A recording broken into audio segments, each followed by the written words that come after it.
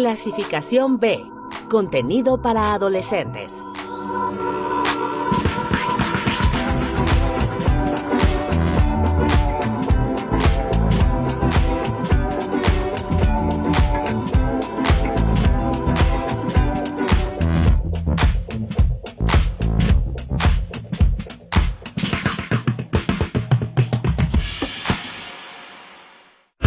Capital 21 presenta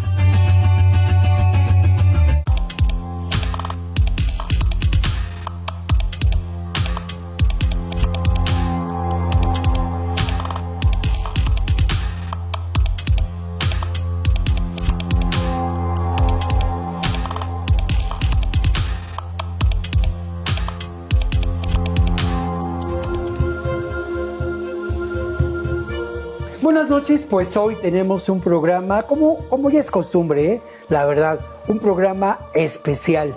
Y bueno, el programa de hoy pues tiene que ver mucho con lo que hacemos aquí en Capital 21. ¿Y qué es lo que hacemos en Capital 21?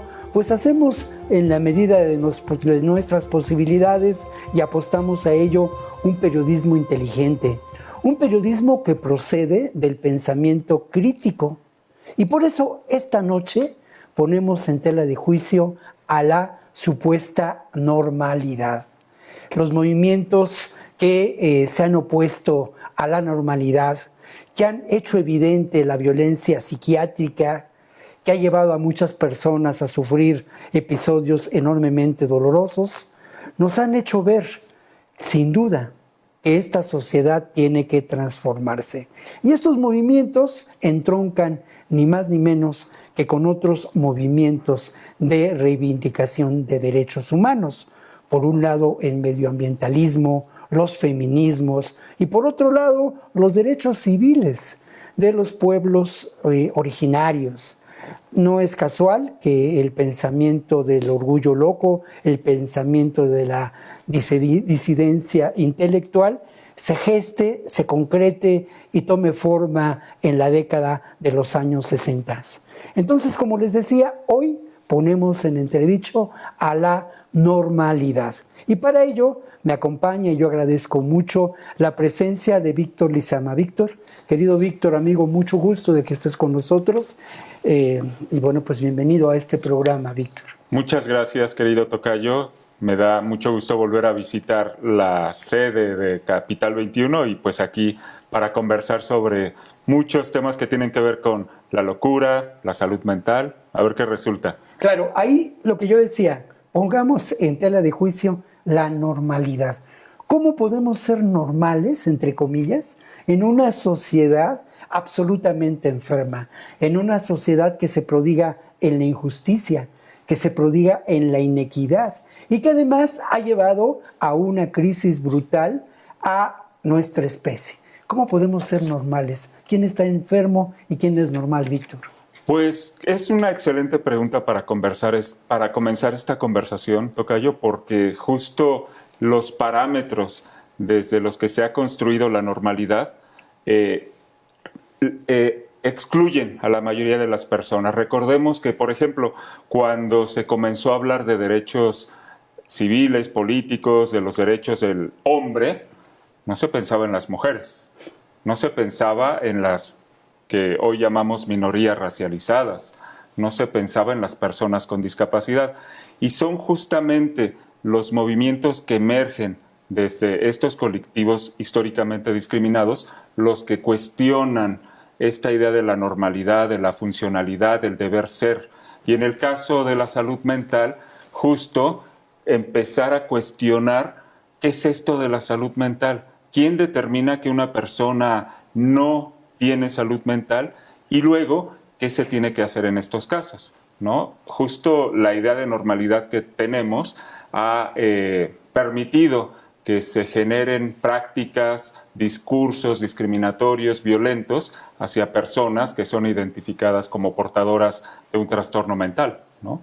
Eso es. Bueno, aquí hay, y aquí lo voy a tomar, el libro, es por nuestra cuenta, es un libro fundacional del movimiento del orgullo loco a nivel internacional. La autora es Judy Chamberlain y es todavía hoy en día, el libro se publica en los años 70, ¿verdad, tocayo? Y hoy en día es de una enorme vigencia. Yo quiero compartir con ustedes algunos fragmentos que hemos seleccionado de este libro por nuestra cuenta, que es recientemente traducido hace poco por, ya los conoceremos más adelante, por una pareja excelente y muy inteligente de traductores, pero ellos los vamos a conocer más adelante. Por lo pronto, escuchemos algunos fragmentos de este pensamiento tan lúcido, tan de vanguardia y tan, digámoslo así, tan contracultural de Judy Chamberlain.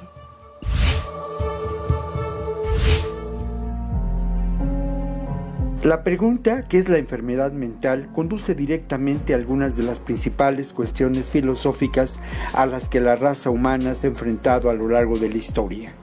¿Qué es la mente? ¿Cuál es la relación entre el cerebro y la mente? Estas preguntas son demasiado importantes como para dejárselas a los psiquiatras. Los hospitales psiquiátricos son similares a las prisiones, los hogares de ancianos y las escuelas estatales. Todos ellos existen para albergar a diversos tipos de personas no deseadas.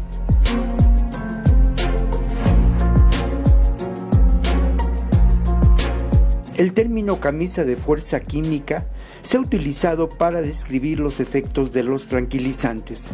Si bien puede parecer mucho más humano inyectar una droga a alguien que atar a la persona, en realidad son dos formas diferentes de lograr lo mismo.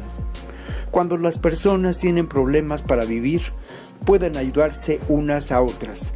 Los psiquiatras no tienen el monopolio del conocimiento sobre la soledad, la alienación, la ira o cualquier otra dificultad de la vida.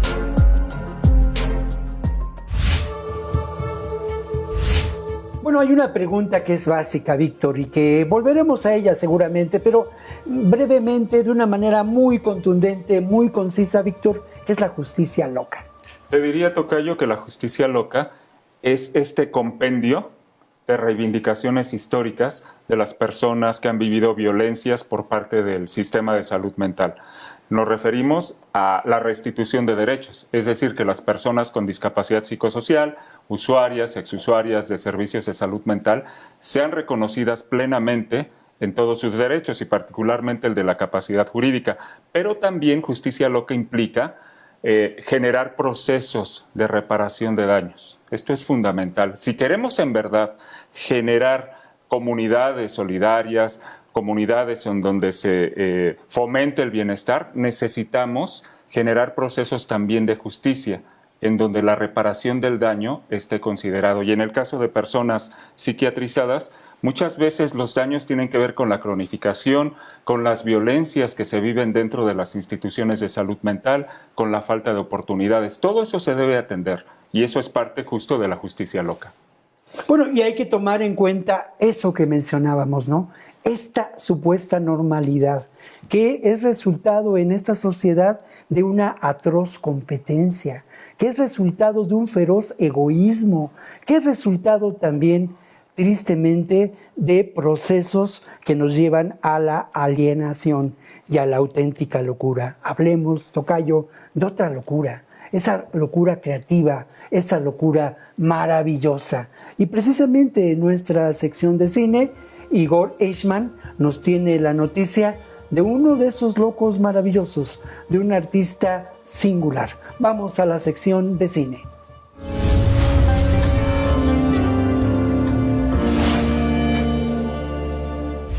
Bueno, pues bienvenidos a esta sección de cine. Yo sé que les encanta esta sección, entonces la seguiremos haciendo mientras ustedes quieran ver buen cine. Y para ver buen cine, hoy tenemos una invitada de lujo, Liora Spiltz. Hola, ¿cómo están? Hola. Muchas gracias. Oye, pues muchísimas gracias por estar aquí. Qué bueno que estás aquí en Capital 21 y aquí en Especiales 21 con Víctor Roquillo. Oye, hoy vamos a hablar de tu ópera prima. La película se llama Pedro. Los que no sepan por qué Pedro, ¿Por qué Pedro? Bueno, se llama Pedro porque se trata del artista Pedro Friedeberg. En realidad no es un retrato biográfico, por eso no se llama Pedro Friedeberg. Se llama Pedro porque un poco da a conocer a la persona que existe detrás de este genio artístico. Mucha gente no conoce su nombre de igual manera, pero conoce su iconografía. Todos han visto la silla a mano o estas perspectivas arquitectónicas como fugas centrales con muchos personajes y muchos colores, y es un artista que lleva siendo relevante en México y el mundo desde los 60s, pero desgraciadamente no se le asocia a la persona con la obra. Y eso es un poco lo que trata de hacer la película. Te iba a preguntar, bueno, das varios guiños en el transcurso de la película, sobre todo al inicio cuando estás con tu abuela. Me gusta porque es como una conversación, o sea, muy íntima con tu abuela, ¿no? Me imagino que es la casa de tu abuela, en donde como que estás planteando qué quieres hacer o qué vas a hacer. Y un poco mi pregunta sería, ¿por qué elegiste a Pedro Friedeberg? Yo elegí a Pedro porque es mi artista favorito desde que tengo memoria. De hecho, mi primer recuerdo es un cuadro de él que colgaba en casa de mi abuela, que es historiadora del arte. Y entonces, cuando estaba estudiando en la UNAM, tenía que hacer un cortometraje para una clase sobre alguien. Y dije, esta es la oportunidad perfecta para ir a conocer a Pedro. Entonces, le pedí a mi abuela su contacto. En el 2012 lo fui a entrevistar.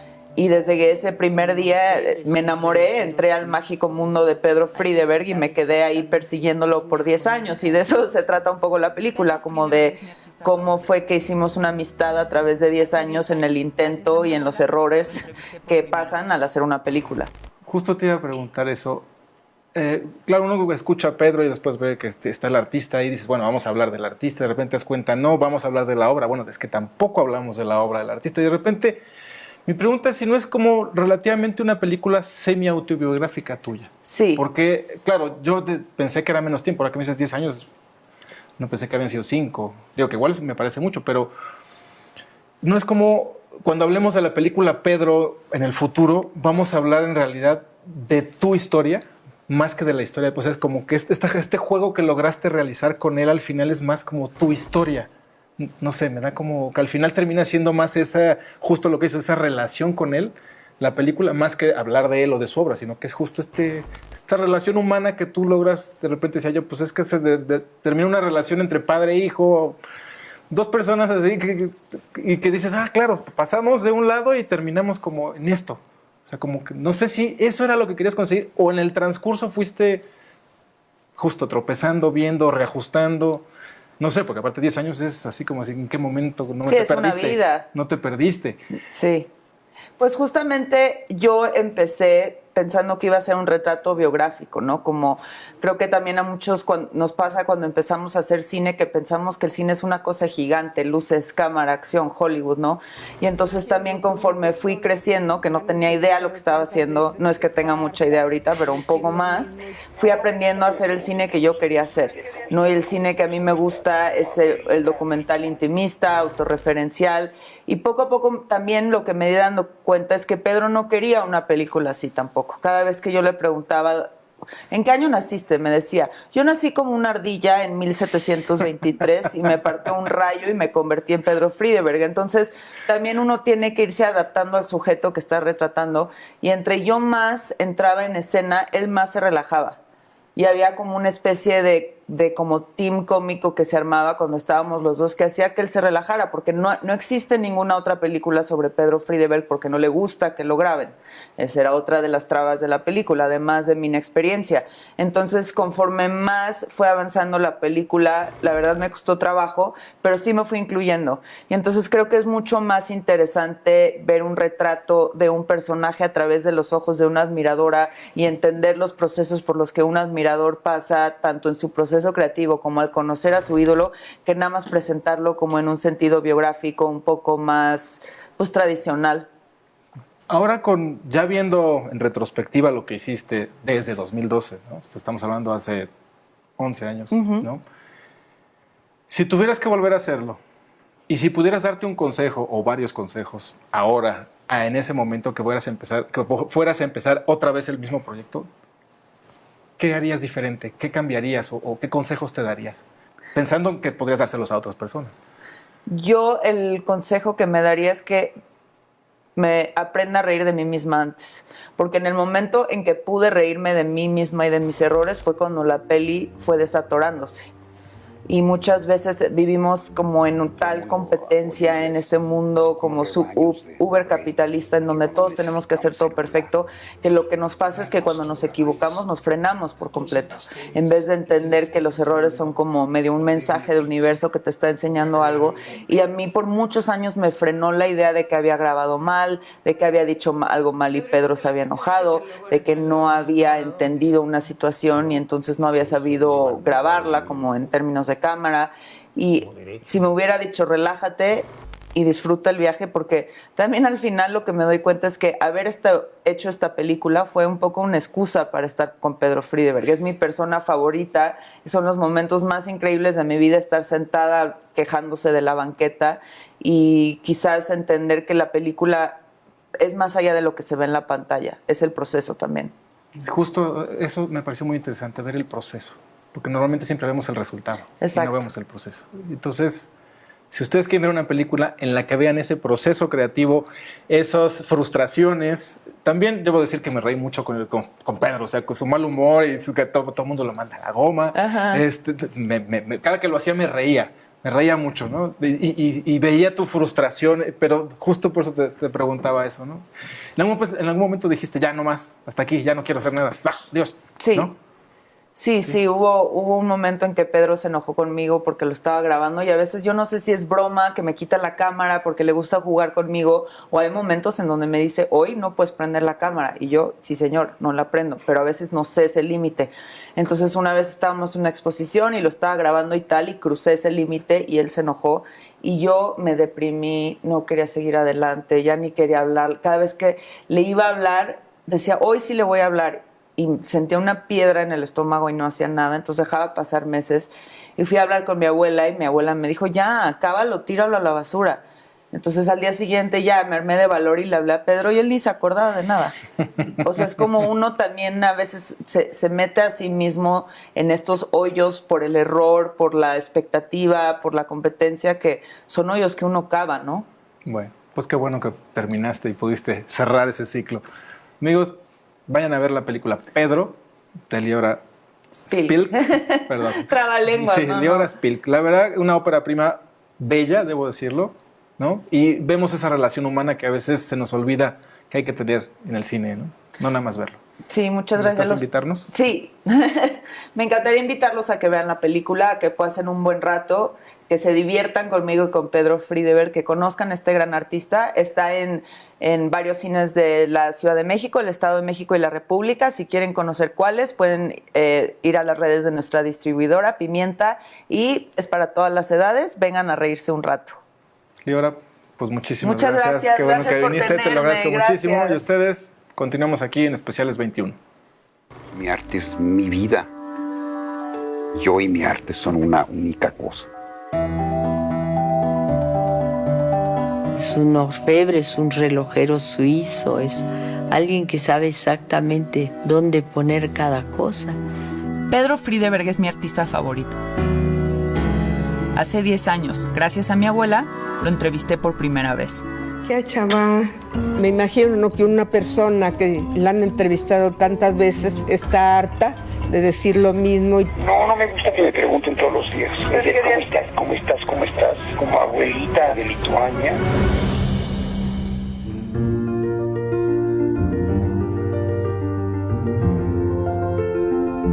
Todo el mundo hoy en día son como rebaños de borregos, que uno no necesita un celular. No, mira nomás qué obra más.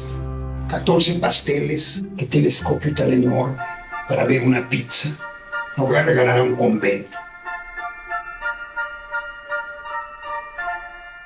Pedro, ¿y por qué la gente dice que luego eres medio malhumorado o medio enojón? ¿Yo? Sí. Sí, soy muy malhumorado y muy enojón. Tengo derecho, ¿no?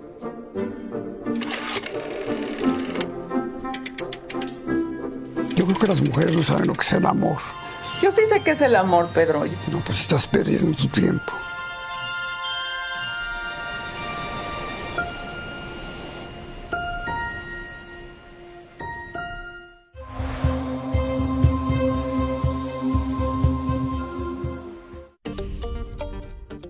delitos electorales son aquellas acciones que buscan alterar los resultados en las elecciones. Nuestra misión es investigar y perseguir los delitos electorales federales. Denúncialos a la FICEL a través de FICETEL al 800-833-7233 y ficenet.fgr.org.mx. Cero tolerancia a los delitos electorales federales. Fiscalía General de la República. En el sello editorial INE tenemos obras para niñas, niños, aunque nuestras ideas y opiniones sean distintas, para adolescentes y jóvenes. El país tiene uno de los mayores retos. También sobre temas de interés general. La participación ciudadana en la democracia. Así como publicaciones especializadas. La democracia va mucho más allá de las elecciones. La cultura democrática es para toda la ciudadanía. Conoce las colecciones y descárgalas en INE.mx. INE. Los gobiernos del pasado pensaban que la educación y la salud eran negocios y privilegios. Con la Cuarta Transformación se recuperaron como derechos. Vamos a seguir avanzando para que ningún joven se quede sin preparatoria o sin universidad y que tengamos acceso a la salud pública de forma gratuita. Vamos por el camino correcto, no hay marcha atrás. Seguimos avanzando, con honestidad, resultados y amor al pueblo. Claudia Sheinbaum, presidenta, por la candidatura de Morena.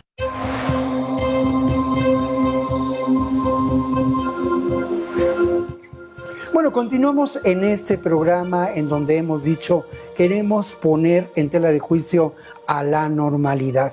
Pero sin duda al poner en tela de juicio a la normalidad tenemos que hablar de los derechos de las personas que conforman la disidencia, ¿cómo llamarlo? La disidencia mental, aquellas personas que pues lamentablemente han sufrido una extrema violación de sus derechos al ser, pues cómo decirlo, ¿no? Psiquiatrizadas, que han sufrido de la violencia extrema médica, que han sido víctimas de drogas y fármacos que atentan verdaderamente contra su salud.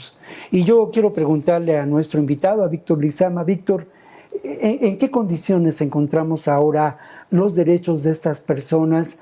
Sobre todo tomando en cuenta que la buena noticia es que ustedes se han organizado. La buena noticia es que forman parte de un movimiento social que tiende redes por todo el mundo. El Orgullo Loco está presente en todo el mundo. Tocayo, pues a nivel legal, el día de hoy existe un tratado internacional específico en materia de derechos de personas con discapacidad. Tú al comienzo de esta conversación hablabas de los movimientos sociales. Justamente las personas con discapacidad en las décadas de los 60, 70 se involucraron en estos movimientos por los derechos civiles y políticos y se comenzaron a agrupar como colectivo amplio.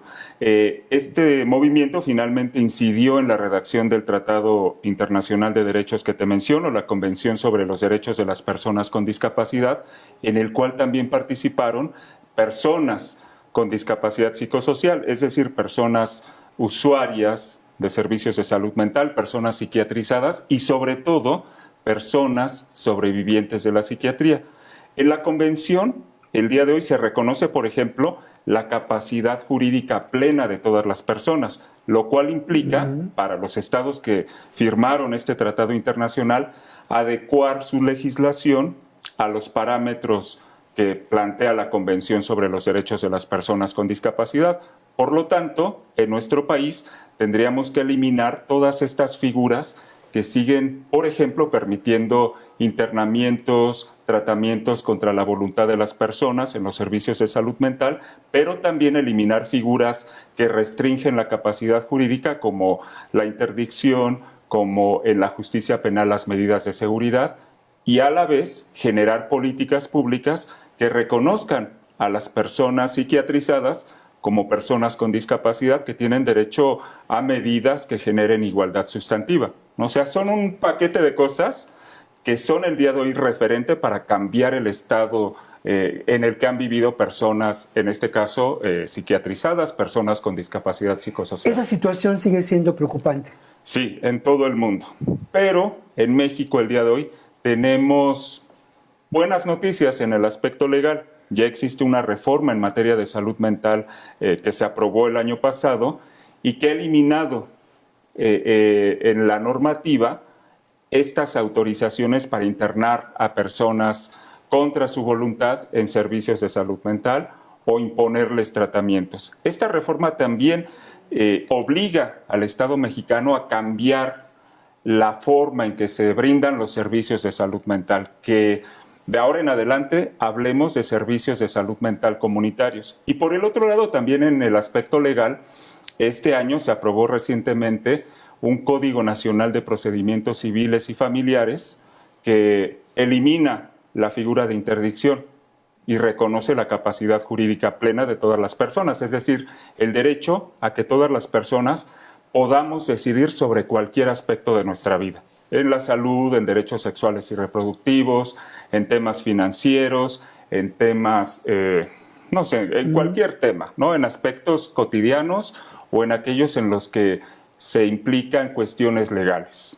Buenas noticias, de algún modo, ¿no? Buenas noticias que tienen que llevar un proceso para concretarse en la realidad. Bueno, y ahora yo quisiera compartir contigo, Tocayo, y con las personas que amablemente nos miran, una entrevista que realizamos con dos personajes, dos catalanes pertenecientes al orgullo loco. La reflexión de estas personas es por demás interesante porque Elisenda Tuneu y Hugh Royer son los traductores de este maravilloso libro que hemos comentado, que es por nuestra cuenta de Judy Chamberlain. Vamos a escuchar la entrevista que realizamos con ellos hace algunos días.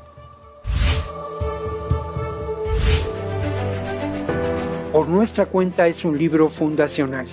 Judy Chamberlain, superviviente de la psiquiatría, alza la voz en defensa de la disidencia mental. Elisenda Tuneu y Hugh Royer tradujeron recientemente este libro al español. Y este libro es una autobiografía. Luego, esta autobiografía, de hecho, nace de una persona que ha vivido lo que es que su cuerpo sea poseído, sea controlado por una institución mental y que su cuerpo también pueda conocer otras alternativas más allá de la institucionalización. Luego, su vida es como que es un trabajo de campo que ella hace porque ha tenido la desgracia de estar dentro de un psiquiátrico. Y a partir de aquí, ella se da cuenta de cómo de humillante es, de cómo una se vuelve una ciudadana de segunda categoría o de tercera después de tener un diagnóstico psiquiátrico y estar encerrada, y de la necesidad de empezar a luchar por unos derechos que se da cuenta que no existen y que nadie tiene el más remoto interés en que así sea. Y a partir de aquí ella funda el movimiento de supervivientes de la psiquiatría en Estados Unidos, y muy vinculado a este movimiento, que es un movimiento que bebe del feminismo, de la tercera ola, bebe del movimiento civil de las personas negras. Ella empieza a plasmar su historia en este libro a finales de los 70, y este libro, pues ella es una teórica, yo creo que muy lúcida, muy buena, y es, como dice Hugh, es la primera persona que en un texto suyo habla del cuerdismo, que a día de hoy lo estudiamos como una forma de opresión, que significa que es todo el conjunto de prejuicios que tiene la sociedad normativa frente a las personas que tienen un diagnóstico psiquiátrico, y que básicamente lo podemos resumir en que siempre nos miran con superioridad, obvio, pero que además se nos atribuye que somos personas incompetentes, que somos personas con falta de autonomía, que somos impredecibles, también que somos peligrosos, ¿no? El mito de la peligrosidad que está tan extendido, y que somos irracionales. Y un poco, pues, la teórica, a partir de su propia experiencia de todo esto, es Judy Chamberlain, y con ella empieza, digamos, este movimiento del orgullo loco como redefinición y como resignificación de la propia experiencia, más allá de la identidad enferma, que es la que te dan en una institución mental. Más allá de lo normal en una sociedad enferma está lo otro, esa posibilidad de vivir, de imaginar, de ser uno de esos otros quienes se atreven a ir más allá. Lo que negamos más es la otredad que se nos atribuye como locos, y denunciamos que a través de esta otredad se nos ve como diferentes, raros, peligrosos a través del cuerdismo, se llegan a vulnerar nuestros derechos. Derechos que la Convención de las Personas con Discapacidad intenta defender, pero que, como por ejemplo dijimos en la Casa del Tiempo, son derechos que tendrían que ser comunes en todos los seres humanos, de pues no ser torturado, no ser obligado a tomar medicación o drogas. Y la pandemia, la pandemia de la COVID, una cosa que nos ha mostrado es que muchas cosas en que se basa la psiquiatría biologicista es que todo el mundo está a un clic de pasar al otro lado, de tener un problema de salud mental. Pero ellos siguen buscando el mágico gen de la esquizofrenia, que llevan 100 años subvencionados buscándolo, pero no lo encuentran. Y de golpe viene una pandemia y todos tenemos ese gen, porque todo el mundo se sintió a un paso de estar al otro lado, de sentir esa otredad más cerca. Todos lo sabemos, es un lugar común. Esta sociedad está enferma. Lo paradójico es que la sociedad que ha engendrado males como un modelo económico de injusticia y despojo, como la crisis ambiental, señala como enfermos a quienes piensan diferente.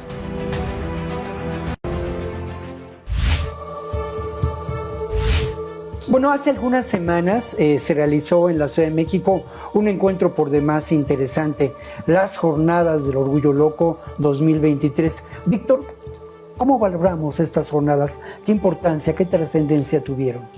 En estos procesos de transformación, tocayo, es importantísimo que las propias personas afectadas por la discriminación, por la restricción de derechos, exijan la transformación.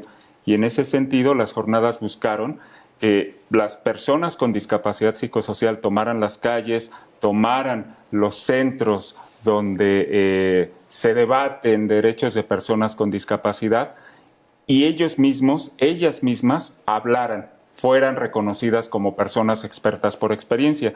Las Jornadas del Orgullo Loco México 2023 son resultado del trabajo de una plataforma mexicana llamada Red Orgullo Loco México, que comenzó a operar en nuestro país en 2019, justo a partir de la primera marcha del Orgullo Loco, y desde entonces la plataforma ha desarrollado distintas actividades en lo público, en lo virtual, en diferentes temas, por ejemplo, en la investigación, en la incidencia legal, etc.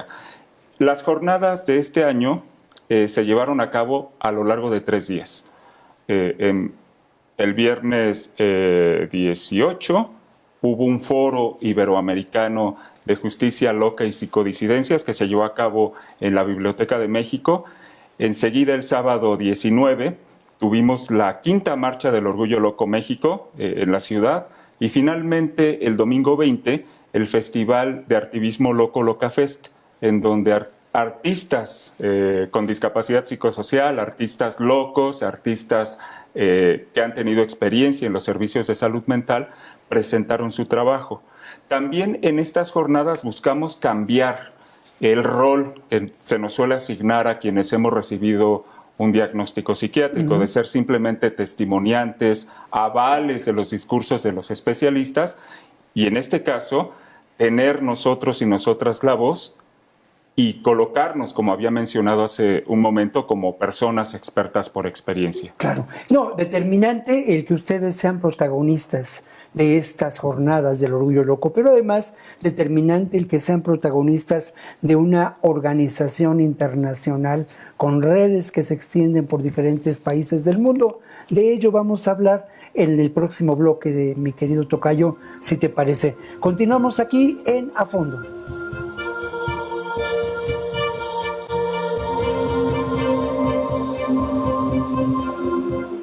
Esta es la historia de una niña que vendió gelatinas para ayudar a su familia. Rebelde y decidida, Huyó del maltrato a la Ciudad de México y se convirtió en ingeniera y jefa delegacional. Aclamada por los ciudadanos, sorprendió a México al convertirse en la líder esperada. Ella sabe lo que cuesta salir adelante y quiere que para ti sea más fácil. Esta es la historia de Xóchitl. Xóchitl, fuerte como tú. Cuando los gobiernos del PRI creamos los libros de texto gratuito, no pensamos en el partido, pensamos en tus hijos. Cuando creamos el plan de vacunación más grande del mundo, pensamos en tus hijos y no en el partido. Cuando creamos los programas sociales, pensamos en tu familia. Cuando apoyamos con créditos a campesinos y a pequeños empresarios, no pensamos en el partido, pensamos en que tu familia crezca y le vaya bien. No somos perfectos, pero los priistas damos resultados y sabemos gobernar. PRI. En 25 segundos les voy a contar cómo bajamos la inseguridad en la Ciudad de México. Disminuimos 58% delitos de alto impacto, 50% homicidios. Lo hicimos con 7 nuevas preparatorias, 2 nuevas universidades, cultura y deporte para jóvenes. Aumentamos 54% el salario de la policía, inteligencia y investigación, de 14,000 a 75,000 cámaras. Coordinación entre Fiscalía, Policía y Gobierno de México. Sigamos avanzando con honestidad, resultados y amor al pueblo. Claudia Sheinbaum, presidenta, por la candidatura de Morena.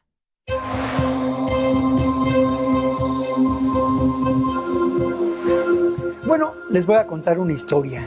Lorena Berrios es una sobreviviente de los tratamientos de la psiquiatría. Lorena Berrios vive en el extremo sur del continente americano, en una región paradisíaca. Y Lorena Berrios, ella también es una activista en favor del medio ambiente. Y Lorena Berrios conversa con nosotros sobre algo que es muy importante, sobre la dimensión de la organización que tiene la red de organizaciones que se dan en Latinoamérica de Orgullo Loco. Vamos a la entrevista que realizamos con Lorena Berrios.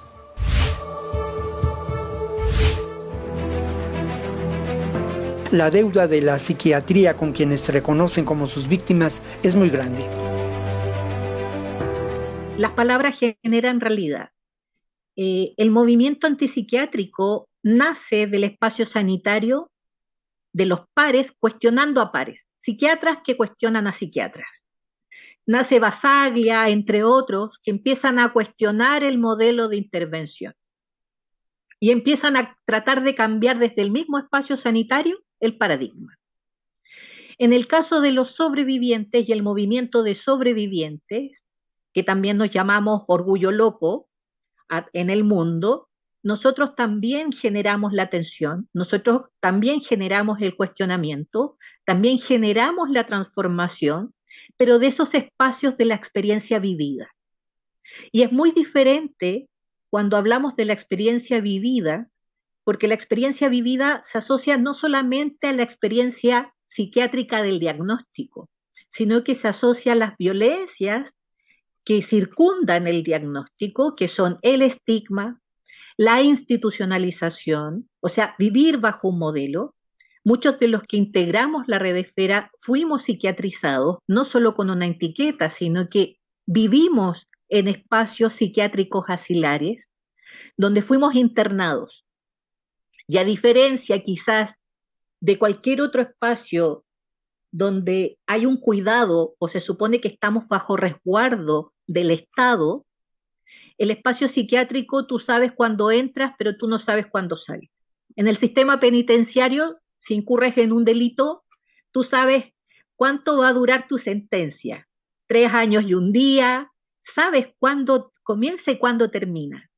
En el espacio psiquiátrico, quien entra al espacio psiquiátrico, entra y nunca sabe cuándo va a salir, porque no está diseñado para que nadie salga. Y eso no solamente en el espacio intramuro, sino que también afuera.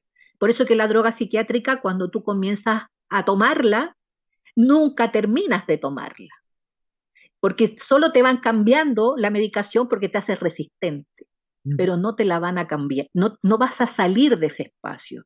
Y eso es lo peligroso.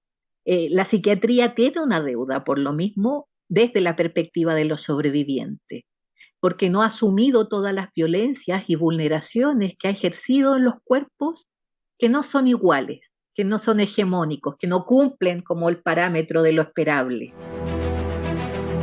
Un nuevo paradigma sobre ser loco que cuestiona la supuesta normalidad.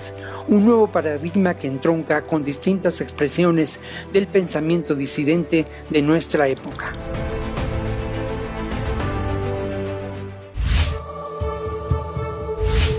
Bueno, Víctor, es impresionante la capacidad de organización que tiene el movimiento del orgullo loco. Y esta red esfera latinoamericana, la representatividad que tiene en nuestros países, en Colombia, en Chile, en México, en fin. Háblanos un poco de esta red esfera. Te diré, tocayo, que la red esfera latinoamericana es una de estas organizaciones que agrupa a activistas de la discapacidad psicosocial, de la locura, y que no surgió hace muchos años. Apenas en 2019 comenzó actividades, se fundó en Lima y a partir de entonces ha ido generando acciones para defender los derechos de las personas con discapacidad psicosocial en la región, generar acciones también que nos vinculen, que nos hagan protagonistas en los procesos de transformación. Hace unos meses, por ejemplo, en una conferencia que hubo en Nueva York, convocada por el Comité sobre los Derechos de las Personas con Discapacidad, presentamos un informe sobre el estado de los derechos de las personas con discapacidad psicosocial en la región. Este informe está disponible de manera gratuita y libre en Internet, se llama Hacia la Justicia Loca y la Reparación, y también la Red Esfera Latinoamericana apoyó en la realización de las Jornadas de Orgullo Loco México 2023. Háblanos de esos vínculos que tienen ustedes, muy orgánicos, pero que se dan lo mismo a nivel de Latinoamérica que en Europa. Al final de cuentas, a mí sí me sorprende esta capacidad de organización del movimiento de Orgullo Loco. En mucho, tocayo, la organización es autogestiva, ¿no? Podemos encontrar colectivos de Orgullo Loco que trabajan a nivel comunitario a través de grupos de apoyo mutuo, o bien organizaciones más estructuradas que generan materiales, que participan en procesos de incidencia, que, por ejemplo, elaboran informes para el Comité sobre los Derechos de las Personas con Discapacidad de Naciones Unidas, o como el caso de la Red Esfera Latinoamericana, que busca impulsar movimientos de orgullo loco en la región, como es el caso de lo que ha ocurrido recientemente con la Red Orgullo Loco México. ¿Qué sigue ahora? ¿En qué proceso están ustedes de esta lucha, de esta reivindicación? Pues te diré que tenemos mucho trabajo por delante. Lamentablemente, el colectivo de personas psiquiatrizadas es uno de los colectivos menos visibilizados a nivel público. La sociedad todavía el día de hoy considera que es correcto, por ejemplo, internar contra su voluntad a personas que son percibidas como portadoras de una enfermedad mental. La sociedad sigue considerando que ciertas experiencias humanas que asociamos a la locura deben eliminarse, que son patologías y que por lo tanto una persona que, por ejemplo, escuche voces no puede convivir con otras personas, que tiene que eliminar ese tipo de experiencias si quiere ser parte de la comunidad. En mucho, el proceso de transformación que necesitamos las personas del colectivo de discapacidad psicosocial tiene que ver con aspectos culturales, con desmontar un mecanismo opresivo que no solo afecta a quienes hemos recibido un diagnóstico psiquiátrico, sino que afecta a toda la sociedad, como ocurre con otras opresiones, como ocurre con el machismo, con el racismo, con la homofobia.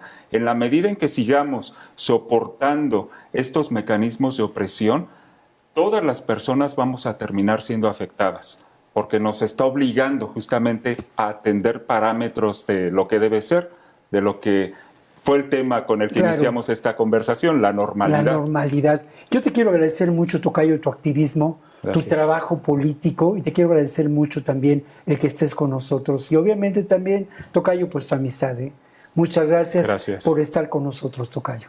Y que esta complicidad continúe. Que esta complicidad continúe. Seguramente, porque eso, pues yo de corazón militante de Orgullo Loco. ¿no?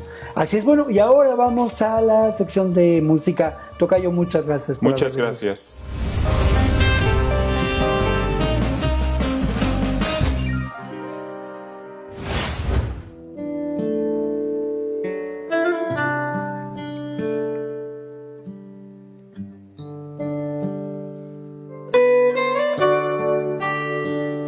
Y ahora no estás.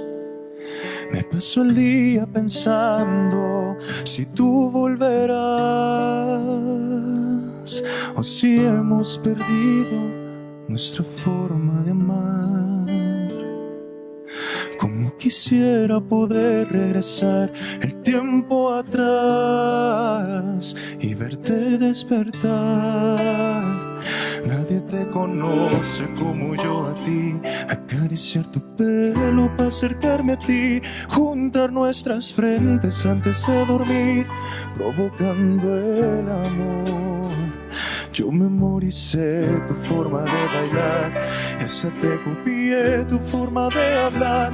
Y nunca lo olvides cuando nos reíamos en el sofá. Nadie me dijo que dolía el amor.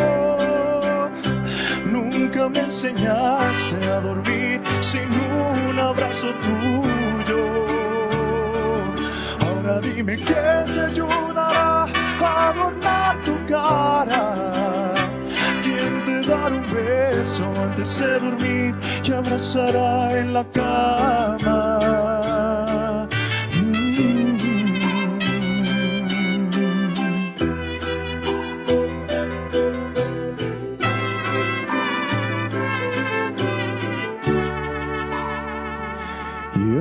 No estás.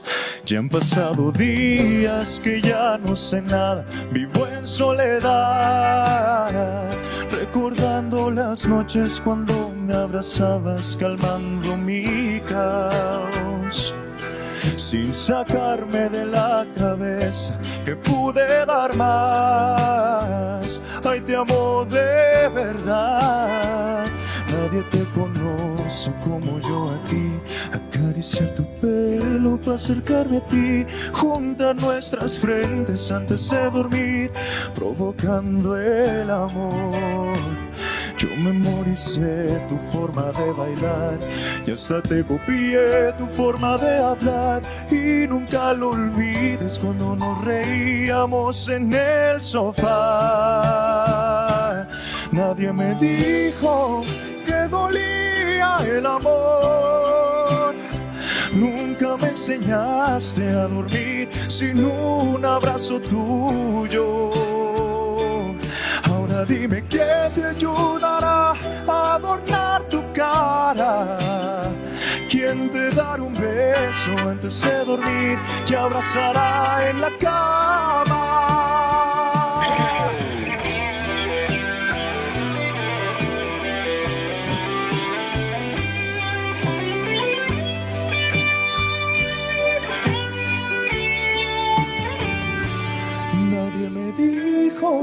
Que dolía el amor.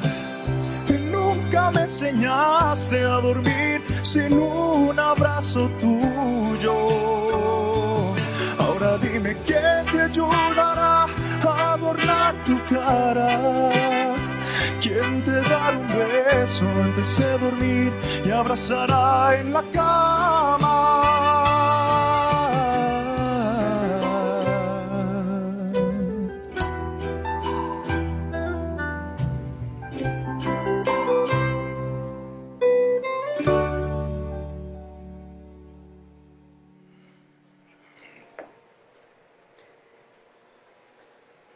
Ángel Moré, qué gustazo tenerte por acá.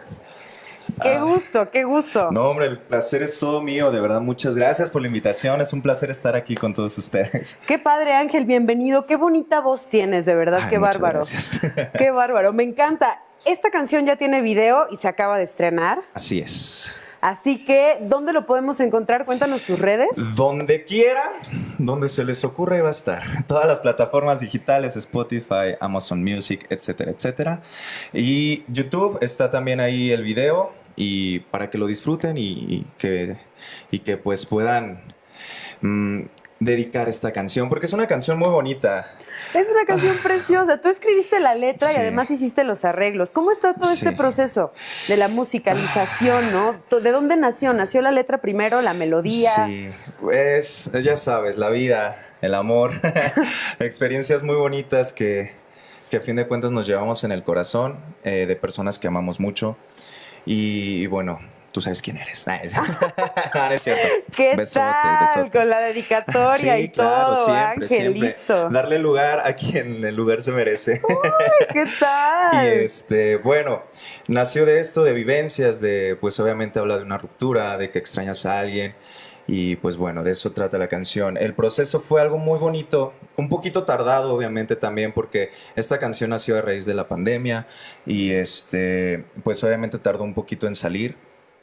Pero gracias a Dios tuve la fortuna bueno, más bien la bendición de conocer a un amigo que es mi productor también, que le mando un abrazo a Martín, que que es un genio, este tipo es un genio, o sea, él hizo toda la idea de la canción, él me dijo, oye, vamos a hacer esto, y yo le dije, perfecto, mira, yo te entrego mi sueño, que aquí está, te lo entrego, ayúdame a sacarlo adelante, y pues aquí está, este es el resultado de una canción muy, muy del corazón para todos ustedes. Muy del corazón, una canción súper emotiva, con esta voz qué bonito controlas tu voz, qué bonito Gracias. sentimiento, ¿no? Qué manera de expresarlo. Y qué padre que vienes acá a compartirnosla. Vayan a ver el video, escuchen la demás música que tiene Ángel Moré. Tiene por ahí una presentación pendiente. ¿Cuándo va a ser, Ángel, para que vayan todos? Sábado 23 de septiembre va a ser en el Samaras Shop en Santa Fe. Para que no se lo pierdan, es totalmente gratis. Ahí nos podemos ver y pues nos podemos platicar un poquito, sacarnos fotitos y para que también escuchen pues música bonita. Música bonita. Esto es parte de esta nueva ola del regional mexicano que está creciendo, que está llegando a todo el mundo este género. Cuéntame un poquito sobre el regional. ¿Por qué te gusta? ¿Por qué entrarle por ahí a las baladas? ¿Desde hace cuánto tiempo haces esta música? Ya en lo que nos despedimos, Ángel, porque tenemos aquí todavía el tiempo aquí en Capital 21 con todo. De todas formas está la música en tus redes. Sí. Y pues bueno, cuéntame, Ángel. Bien, ¿por qué me decidí por el regional? Bien, desde chiquito pues siempre he cantado y me ha gustado mucho el folclore de aquí de México, la parte del mariachi, me fascina la vihuela, desde el sonido de la vihuela, el ron, chon, chon, no, hermoso, ya de ahí me mata. Entonces, aparte también soy muy baladero, muy pop, entonces dije, ¿por qué no unir estos dos géneros que me encantan y hacer algo que me gusta, o sea, que lo sienta, que me haga transmitir a la gente? Eso fue lo que intenté hacer con esta música y pues desde chiquito me ha encantado hacer esto, o sea, siempre he sido muy romántico aparte. Y se siente en la canción, aquí un ángel romántico, Ángel Moré. Vayan a escucharlo a sus redes, vayan a ver la canción, vayan a ver el video de la canción, que es una belleza. Un saludo también a tu productor y a seguir Igual. con este proyecto, te felicito. Muchísimas y gracias, éxitos de aquí en adelante. Y gracias también por el espacio, por el tiempo y pues por estar aquí, de verdad te lo agradezco muchísimo. Ángel, muchas gracias a ti, muchas gracias aquí a todo el foro. Nos vemos la próxima semana en Celebremos la Música. Yo soy Aramara y es un gusto acompañarte.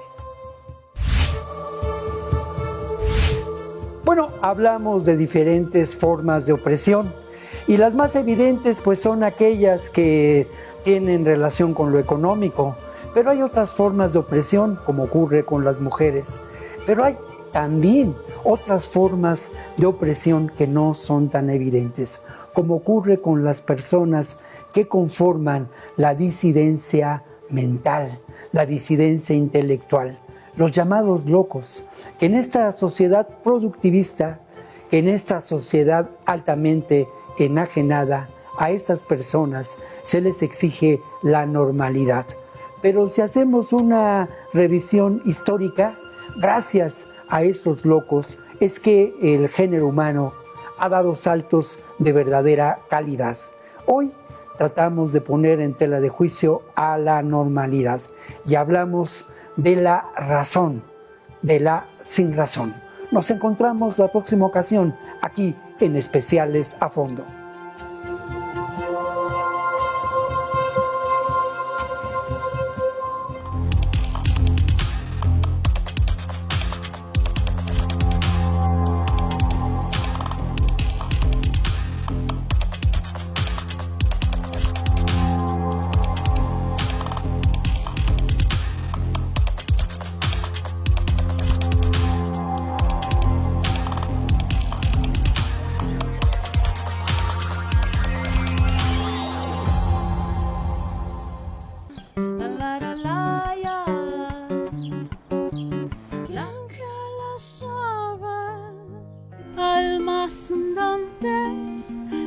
libres andantes. Carnales, carnalas, amigas, amigos, amigues, no se pierdan los nuevos capítulos de La Otra Canción cuando vienes a cantar a la casa. Todos los viernes a las 10 de la noche, 22 horas. Retransmisión los domingos a las 21 horas por Capital 21.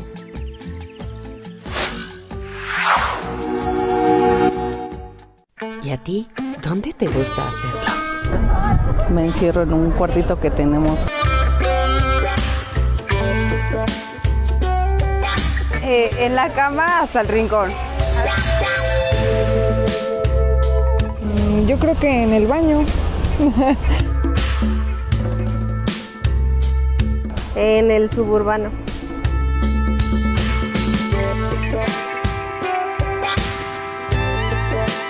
En la naturaleza. Soy oaxaqueño, ¿no? Entonces,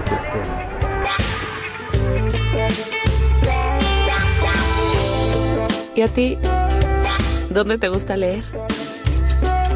Leer, una hora inesperada, todos los martes a las 20 horas, en vivo.